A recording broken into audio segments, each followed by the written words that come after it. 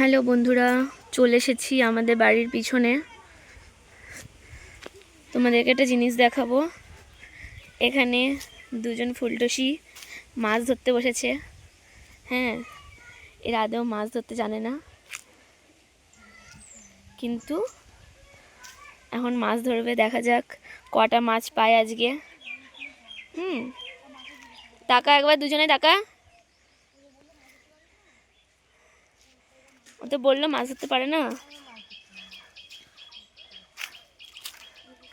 আমি চলে এসেছি আমাদের পুকুরে, শ্যাওলা ভরা পুকুর, পানা পুকুর। এখন ছিপ নিয়ে মাছ ধরতে বসেছে দুজন।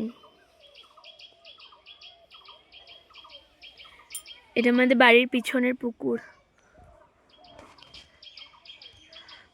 অনেকটা নিচুতে।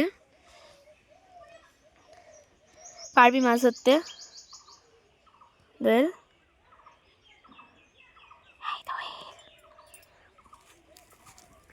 পানা পুকুর। দেখা যাক মাছ ধরতে পারি কিনা।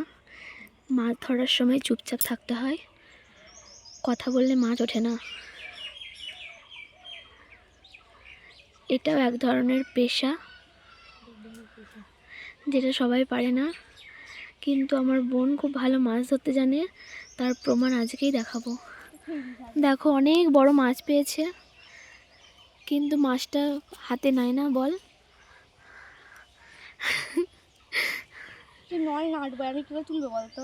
একটা হোক দিবি, আর বড়টাই, বড়টা কিন্তু ডোবে, নল টানলে বুঝে যাবে তলে। আর এটা ভাসা নল।